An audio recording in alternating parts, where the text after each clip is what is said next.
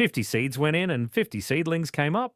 Last March, I counted them twice right there on my potting bench, and I had Karen check my math because I did not believe it myself.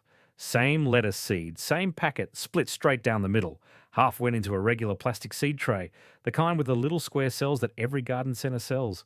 The other half went into a roll of bubble wrap and potting mix that cost me about a dime.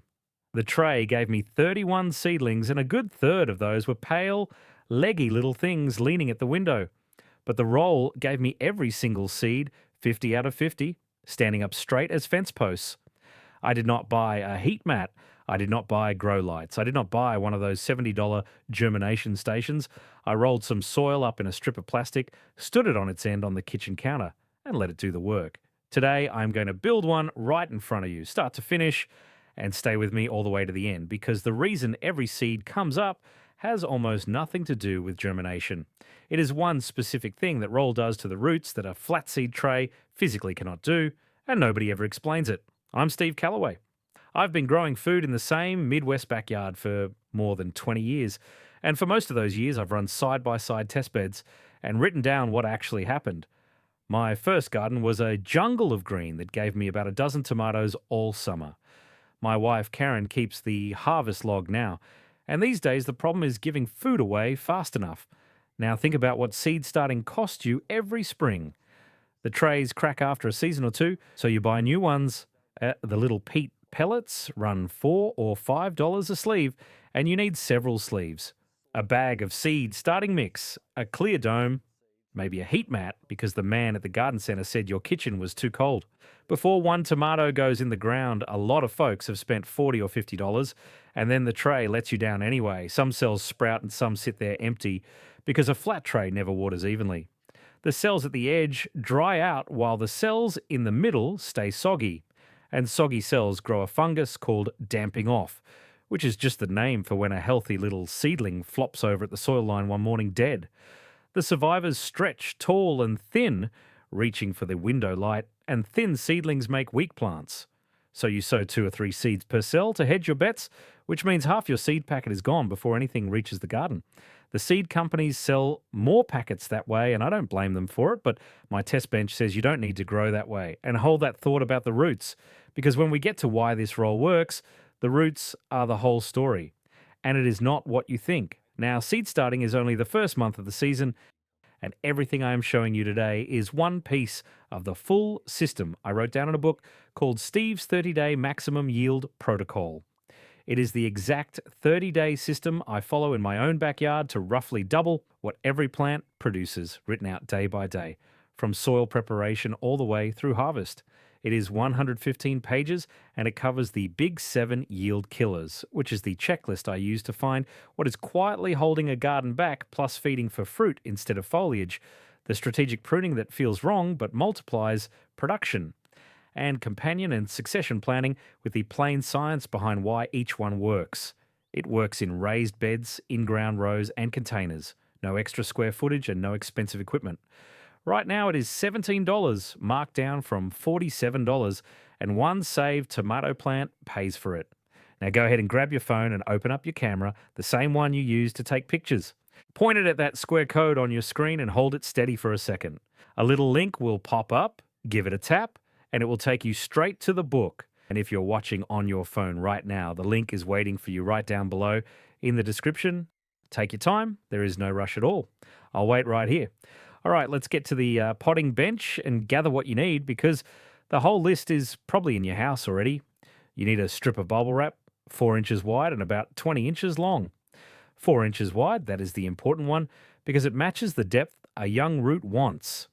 Any bubble wrap from a shipping box works, small bubbles or big ones. If you don't have bubble wrap, a strip cut from a heavy plastic shopping bag works, or that thin foam sheet that comes wrapped around electronics. You need a few cups of ordinary potting mix, moistened until it holds together like a wrung-out sponge. You need your seeds. You need 2 rubber bands. And you need something to stand the finished roll in, an old coffee can, a plastic tub, a soup pot you don't love anymore. That is the whole kit, and the only part you might ever replace is the rubber bands. Call it 10 cents a roll.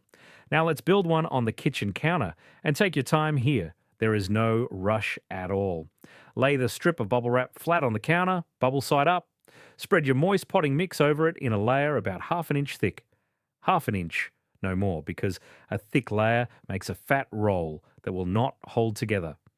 Leave about half an inch of bare plastic along the bottom edge. Now place your seeds along the top edge of the soil, about half an inch down from the top. One seed every inch. One seed every inch. That spacing is what gives each root its own lane later. Press each seed gently into the mix with a fingertip. Now start at one short end and roll the whole strip up, the way you would roll a cinnamon roll, soil on the inside. Keep it snug but gentle. If soil squeezes out the top as you roll, you're rolling too tight, so back off. Slip one rubber band around the top third of the roll. Slip the second rubber band around the bottom third. Stand the roll upright in your coffee can, seed edge facing up. You just built it. 10 minutes, 10 cents, 20 seeds. Here is the care routine, and it is easier than any tray you have ever babysat. Pour water into the bottom of the can about half an inch deep. Half an inch, and the roll drinks it up from the bottom like a lamp wick, so every seed in the coil gets the exact same moisture. No misting, no guessing which cell is dry. Keep the can somewhere that stays around 70 degrees. The kitchen counter is perfect, and here is the part that surprises folks. The roll does not need light yet. Seeds germinate in the dark, underground, so until green shows, the counter beats the windowsill. Check the water every 2 days and top it back up to that half inch. When the first green loops appear at the top of the roll, move the can to your brightest south-facing window. That is the entire job. I told you at the start that the secret here is about roots, not sprouting, and we are getting close to it now. Let me walk you through what to expect day by day, because knowing the timeline keeps you from fussing with it. Days 1 and 2. Nothing visible, and that is correct. The seeds are swelling and waking up inside the warm coil. Lettuce and most greens show their first green loops on day 3, 4, or 5. Tomatoes take 5 to 10 days. Peppers are the slow pokes of the vegetable garden, 7 to 14 days, and that is normal. So do not give up on a pepper roll at day 8. On my bench last spring, the lettuce roll showed its first sprouts on day 4, and by day 6, the whole top of the roll looked like a little green wreath, exactly what you saw at the start of this video. Once the sprouts are up, they grow fast because every seedling in that coil is sitting at the same moisture and the same warmth, so they come up together like a class standing up at the same bell.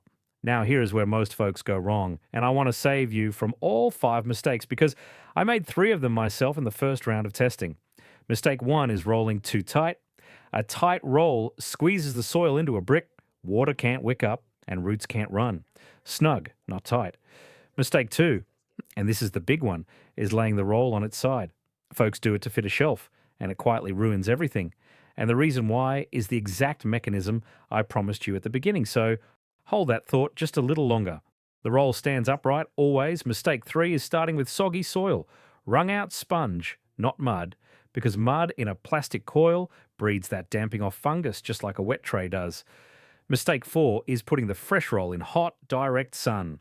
That coil of plastic heats up like a little greenhouse, and a hot afternoon window can cook seeds before they sprout. Counter first, window after green shows. Mistake 5 is waiting too long to unroll.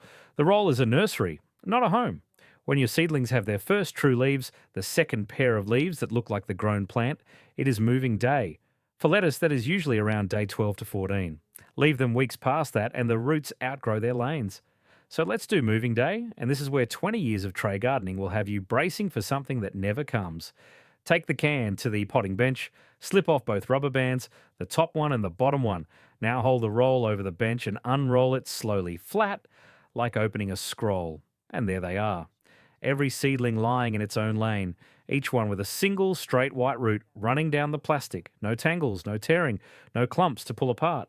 Pick each seedling up by a leaf, never by the stem, because a leaf can be replaced and a stem cannot. Drop it into a hole in your bed or your pot, firm the soil, water it in. When I moved that 50 seedling lettuce roll into my raised beds last April, I did not lose a single plant to transplant shock. Not one. Karen wrote it in the harvest log with a question mark next to it because In 20 years, we had never had a zero. And that brings us to the part I promised you at the start. The reason this method changes everything is not the germination. It is gravity, and what gravity does to a root inside that roll. Every root that has ever grown is programmed to follow gravity straight down. Scientists call it gravitropism, which is just a fancy word for roots always grow toward the pull of the earth. Now picture a seed tray cell. The root dives down, hits the plastic bottom after 2 inches, and has nowhere to go, so it turns and starts circling the cell like a dog settling into a bed.